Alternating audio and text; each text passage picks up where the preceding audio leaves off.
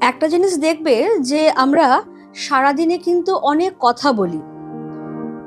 এবার তোমরা বলবে যে সবাই যে অনেক কথা বলে এমনটা তো নয়, আমি সেটা মিন করতে চাইনি।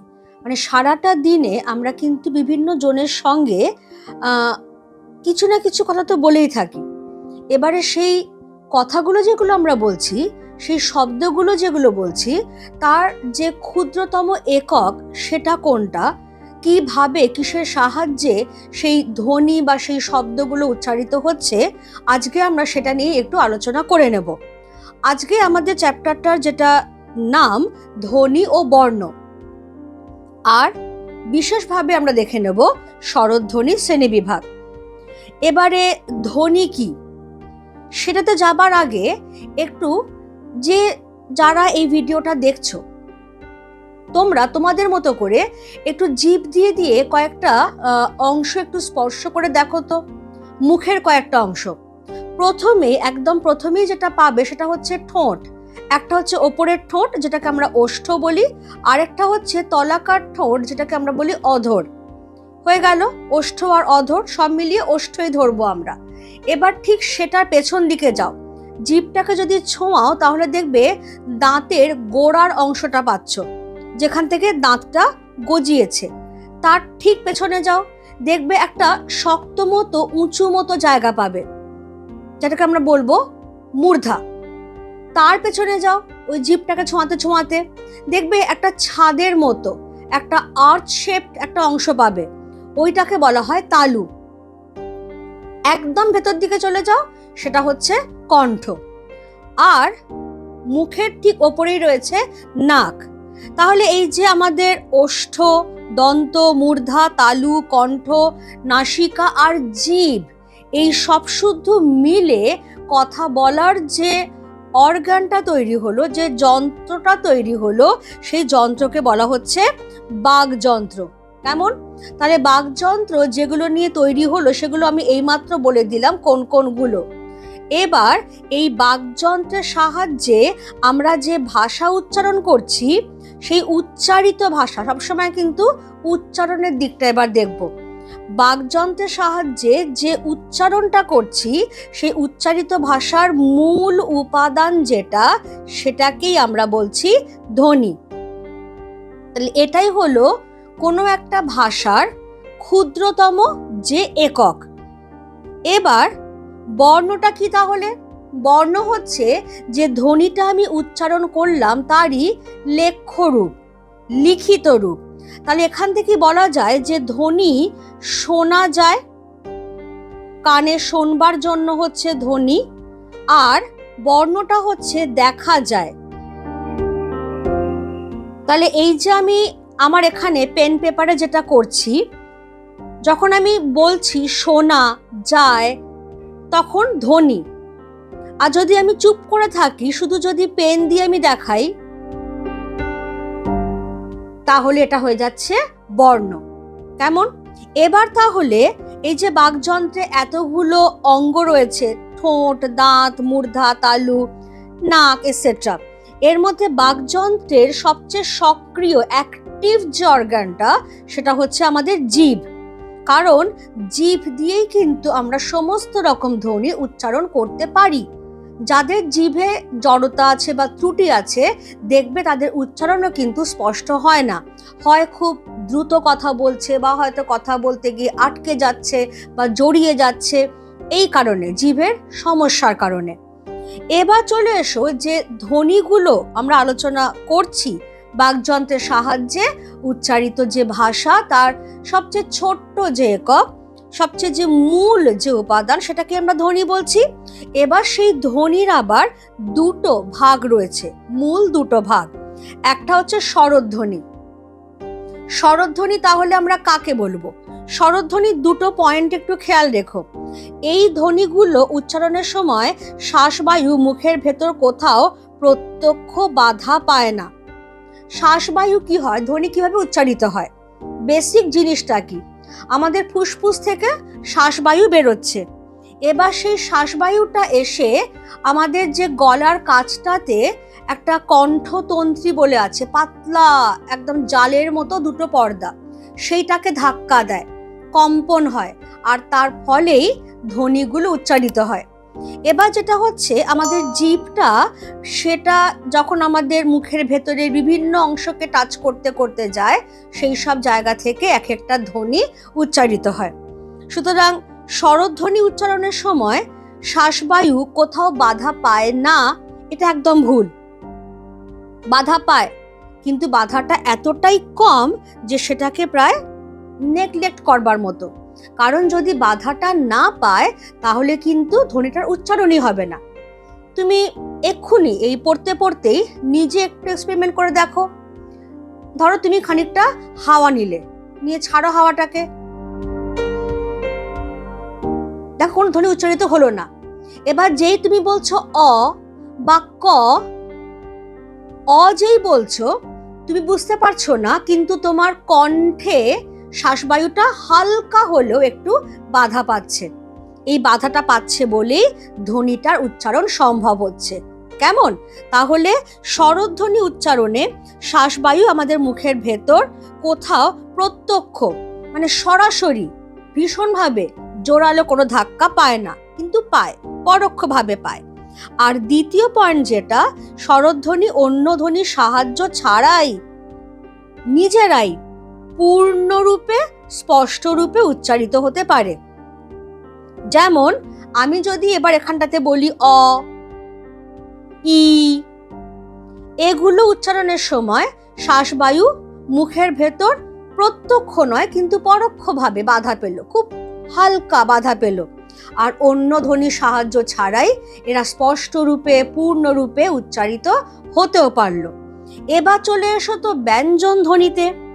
ব্যঞ্জন ধ্বনি বিষয়টা কি না, এই ধ্বনি উচ্চারণের সময় শ্বাসবায়ু মুখের ভেতর কোথাও না কোথাও প্রত্যক্ষ বাধা পায়।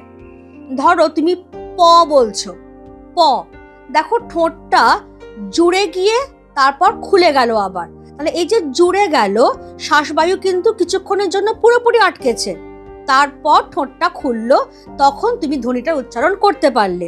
যখন তুমি ট বলছো, ট, তখন তোমার জিভটা দেখো ওই দাঁতের ঠিক পেছন দিকে যে শক্ত মতো উঁচু মতো জায়গা, যেটাকে আমরা মূর্ধা বলেছিলাম, সেখানটায় ধাক্কা মারছে, আটকাচ্ছে শ্বাসবায়ুটাকে কিছুক্ষণের জন্য, তারপর রিলিজ করছে।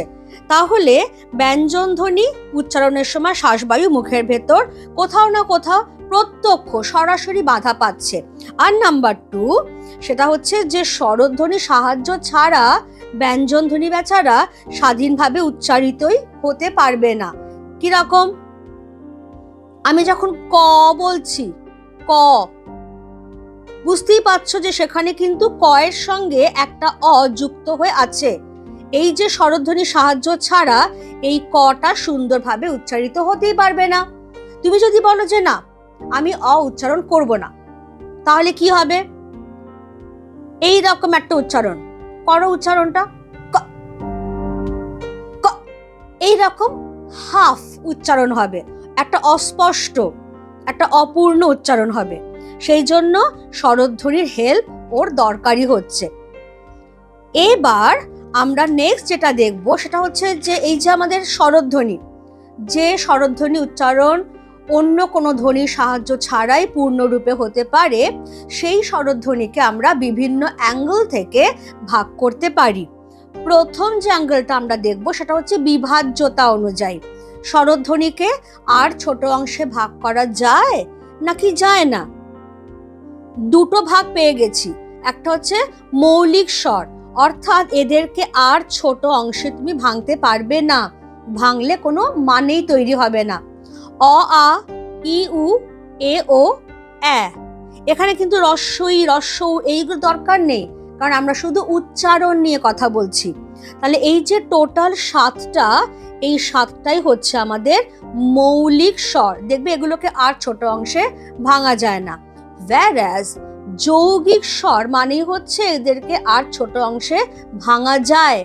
কিরকম? ওই আর ও, ওই, ও আর ই মিলে তৈরি হয়েছে, ও, ও আর উ মিলে তৈরি হয়েছে। কেমন? তাহলে এই রকম এই দুটোর নির্দিষ্ট বর্ণ আছে। এছাড়াও আরো অনেক যৌগিক স্বর বাংলাতে পাওয়া যায়, যেমন খাই, খাইয়ের মধ্যে কি মিশে আছে? আ আর ই মিশে আছে। যাও, যাওয়ের মধ্যে আ আর ও মিশে আছে। এবার এই যে ওই ও যৌগিক স্বর পেয়ে গেলাম, যাদেরকে ক্ষুদ্র অংশে ভাঙাও যাচ্ছে। তার মানেটা কি? একটা স্বরধ্বনি উচ্চারণ করতে যে সময়টা লাগছে তার মধ্যে একের বেশি স্বরধ্বনি উচ্চারিত হয়ে গেল। এবার ধরো বাসের একটা সিট, সেখানে একজন বসতে পারে, তুমি সেখানে ঠেসে গুতিয়ে দুজনকে বসালে, তাহলে একজন ভালো করে বসতে পারবে, আর একজন একটুখানি কেতরে কুতরে বসবে আর কি। তো এখানেও ওই এটার মধ্যে ওটা ভালো করে বসে গেছে, সুন্দর জায়গাটাকে নিয়ে বসে গেছে, আর ই বেচারা হাফ বসেছে, সেজন্য ওটার পূর্ণ উচ্চারণ হয় আর ইটার হাফ উচ্চারণ হয়। তাই জন্য এটাকে বলা হয় অর্ধস্বর, যেহেতু হাফ হাফ ভাওয়েল। তেমনি ও, ওতে খেয়াল করো, তুমি কিন্তু ও উ বলছো না, বলছো ও। তাহলে ওতে ওটা পূর্ণ উচ্চারণ আর উটা এইরকমই অর্ধ উচ্চারণ। তাহলে যৌগিক স্বরের একটা স্বর পূর্ণ স্বর আর একটা হচ্ছে অর্ধস্বর। এই আমাদের ফার্স্ট ভাগটা বেরিয়ে গেল।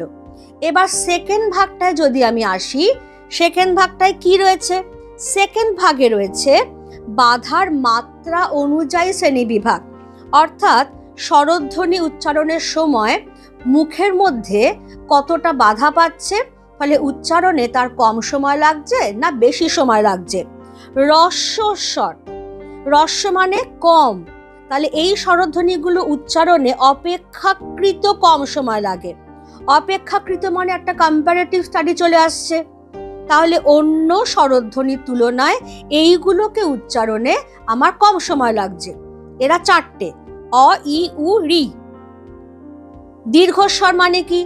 ডেফিনেটলি ঠিক এর উল্টোটা হবে, অপেক্ষাকৃত বেশি সময় লাগছে ওদের উচ্চারণে। তুমি যখন বলছো অ আর যখন বলছো আ, ডেফিনেটলি তফাৎ হয়ে গেল, অতে কম সময় লাগছে, আতে বেশি সময় লাগছে। ই, ইঁদুর, কম সময় লাগছে, আর ঈগল, ই বেশি সময় লাগছে। ফলে এইগুলো হয়ে যাচ্ছে তোমার রস্বস্বর আর এইগুলো হয়ে যাচ্ছে দীর্ঘস্বর। রস্বস্বর চারটে রয়েছে আর দীর্ঘস্বর রয়েছে 1 2 3 4 5 6 7। এবার একটা বিশেষ বিভাগ দেখে নেওয়া যাক, প্লুতস্বর। প্লুতস্বরটা কি? এখানে আবার সময়ের কম বেশিটা নয়, বরং টেনে রেখে যে উচ্চারণ, প্রলম্বিত উচ্চারণ। দেখবে যখন আমরা দূর থেকে কাউকে ডাকি, বা যখন কাঁদে মানুষ, বা যখন গানের সুর অনেকক্ষণ ধরে ধরে রাখা হয়, তখন এই যে স্বরধ্বনির টেনে দীর্ঘায়িত উচ্চারণ, তাকেই আমরা বলি প্লুতস্বর। তাহলে এই যে বললাম স্বরধ্বনির প্রলম্বিত উচ্চারণ, প্রলম্বিত মানে টেনে রাখা, তাকে আমরা বলছি প্লুতস্বর। যেমন রাম, শুনে যাও, এই যে রাম, এই যে টানটা দিলাম, এইটা তাহলে হয়ে যাচ্ছে আমাদের প্লুতস্বর। কেমন? এই হয়ে গেল বাধার মাত্রা অনুযায়ী। থার্ড যে সেগমেন্টটা আনবো সেটা হচ্ছে উচ্চারণ স্থান অনুযায়ী, অর্থাৎ যেটা এক্ষুনি বলছিলাম যে আমাদের জিভটা কোন কোন জায়গা, মুখের ভেতরে কোন কোন জায়গায় শ্বাসবায়ুকে বাধা দিচ্ছে, যার ফলে সেখান থেকে স্বরধ্বনির উচ্চারণ ঘটছে। যেমন কণ্ঠধ্বনি, তার মানে জিভ এখানে কণ্ঠেই শ্বাসবায়ুকে বাধা দিচ্ছে আর সেখান থেকেই অ আ উচ্চারিত হচ্ছে। তালব্য ধ্বনি, ওই যে মুখের পেছন দিকে যে ছাদের মতো অংশটা, তাহলে জিভ শ্বাসবায়ুকে তালুতে বাধা দিচ্ছে আর সেখান থেকেই ই উচ্চারিত হচ্ছে, দুটো ই। ওষ্ঠধ্বনি, ওষ্ঠ আর অধর আমি এক্ষুনি বললাম, ওপরের ঠোঁট আর নিচের ঠোঁট, এইখানে শ্বাসবায়ুকে বাধা দিয়ে জিভ উচ্চারিত করছে উ। দেখো যখন আমরা উ বলছি ঠোঁটটা প্রায় জুড়ে যাচ্ছে। কণ্ঠ তালব্য, এখানে আবার জিভ, কণ্ঠ আর তালু দুটো জায়গায় একসঙ্গে শ্বাসবায়ুকে বাধা দিচ্ছে, ফলে কণ্ঠ আর তালু দুটো জায়গা থেকেই এ আর অ্যা উচ্চারিত হলো। কণ্ঠৌষ্ঠ, একটু স্পেলিংগুলো দেখে নিও। তার মানে কণ্ঠ আর ওষ্ঠ, এই দুটো জায়গায় শ্বাসবায়ু বাধা দিচ্ছে, বাধা পাচ্ছে জিভের দ্বারা, এবং সেখান থেকেই ও ঔ উচ্চারিত হচ্ছে। ফলে ও ঔ হয়ে গেল কণ্ঠৌষ্ঠ ধ্বনি। কণ্ঠৌষ্ঠ সন্ধি বিচ্ছেদ করলেই পাচ্ছ কণ্ঠ আর ওষ্ঠ হলো। এবারে চলে যাও তাহলে 4 নম্বর ভাগটাতে। বেশ একটা জিভ জিভ ব্যাপার এসেছে। আমি এখানে জিভটাকেই এঁকেছি অ্যাকচুয়ালি, কারণ উচ্চারণ প্রকৃতি অনুযায়ী এবার আমরা স্বরধ্বনির ভাগ করব। উচ্চারণ প্রকৃতি কিরকম? কোনো কোনো স্বরধ্বনি উচ্চারণে জিভ সামনের দিকে এগিয়ে আসে, আবার কখনো পেছনের দিকে পিছিয়ে যায়, কণ্ঠের দিকে পিছিয়ে যায়। কোনো কোনো স্বরধ্বনি উচ্চারণে জিভ সবচেয়ে উঁচু জায়গায় থাকে মুখের ভেতর, আবার কোনো কোনো স্বরধ্বনি উচ্চারণে সবচেয়ে নিচু জায়গায় চলে আসে, একদম আমাদের মুখের ভেতরকার যে নিচু জায়গাটা সেখানটাতে নেমে যায়। সংবৃত কথাটার মানে হচ্ছে ক্লোজ, অর্থাৎ মুখের মধ্যেকার শূন্যস্থান সবচেয়ে কম, আর বিবৃত মানে হচ্ছে খোলা। আর এই যে প্রসারিত আর কুঞ্চিত, এটা হচ্ছে তোমার ঠোঁটের আকারটা কিরকম হবে, যে ঠোঁট কখন একটু ফাঁক, কখন আরেকটু ফাঁক, কখন আবার কুঞ্চিত হয়ে একটু গোল মতো হয়ে যাচ্ছে, সেইগুলো। এবার এই টোটাল জিনিসটাকে দেখো। ই ই যখন আমরা বলছি, দেখো জিভটা সামনের দিকে এগিয়ে এসেছে, তোমার ঠোঁটটা কিন্তু অনেকটা ছড়িয়ে গেছে। ই বলবার সময় জিভটা সবচেয়ে উঁচু জায়গায়, আর মুখের মধ্যে ফাঁকা অংশ প্রায় নেই। যখন তুমি এ বলছো তখন জিভটা ই যেখান থেকে উচ্চারিত হচ্ছে তার থেকে আরেকটু তলার দিকে নেমে এলো, তাই উচ্চমধ্য, কিন্তু সামনের দিকে এগিয়ে থাকছে, তাই সম্মুখ। ঠোঁট এখনো খোলা থাকছে, তাই প্রসারিত। আর মুখের মধ্যেকার শূন্যস্থান একটু বেড়েছে হালকা, তাই অর্ধ সংবৃত।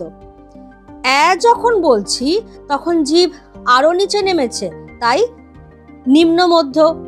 মুখের মধ্যেকার শূন্যস্থান আরেকটু বেড়েছে, তাই অর্ধ বিবৃত। কিন্তু জিভ এখনো সামনের দিকে এগিয়ে আসছে, আর ঠোঁট এখনো প্রসারিত হয়ে আছে। ঠিক একই জিনিস উ ও অ এদের ক্ষেত্রেও হচ্ছে। তফাৎটা হচ্ছে এই যে উ ও অ উচ্চারণের সময় জিভ পেছনের দিকে পিছিয়ে যায়, কণ্ঠের দিকে, আর ঠোঁটটা গুটিয়ে একটু গোল মতো হয়ে যায়, বর্তুল গোল মতো হয়ে যায়। কেমন? এবারে এসো এই বিশিষ্ট ভদ্রলোক আ। আ যখন উচ্চারণ করছো নিজেরাই দেখো, আ জিভ একদম তলায় নেমে গেছে, মুখের মধ্যেকার হাঁয়ের পরিমাণ সবচেয়ে বড়, আর জিভ তখন না সামনে না পেছনে, ঠিক কেন্দ্রীয় জায়গায়, এবং ঠোঁটটাও না পুরোপুরি ছড়ানো না পুরোপুরি কুঞ্চিত, বরং মাঝামাঝি অবস্থায় রয়েছে। তাই আটা হচ্ছে নিম্ন বিবৃত কেন্দ্রীয় মধ্যস্থ স্বরধ্বনি। এই হয়ে গেল আমাদের টোটাল স্বরধ্বনির শ্রেণীবিভাগ। কেমন? আমি খুব সহজ করে একদম চার্টের আকারে ভালো করে বুঝিয়ে দিলাম। একবার ভিডিওটা মন দিয়ে দেখো, আর তোমরাও নিজেরা একটুখানি জিভ দিয়ে দিয়ে বাকযন্ত্রের বিভিন্ন অংশগুলোকে একটু স্পর্শ করো, দেখো আমার কথার সঙ্গে মিলছে কিনা। যদি মেলে আমাকে কমেন্টে জানিও। আর হ্যাঁ, কমেন্ট যখন করবে একটু কোন জায়গা থেকে করছো সেটাও বলে দিও, তাহলেও আমি বুঝতে পারবো যে কোন জেলা বা কলকাতা শহরের কোন অংশ থেকে ছাত্রছাত্রীরা আমার ভিডিও দেখছে। তাহলে আমি আরো বেশি বেশি করে তোমাদের জন্য ভিডিও বানাবো। ঠিক আছে? Thank you everybody.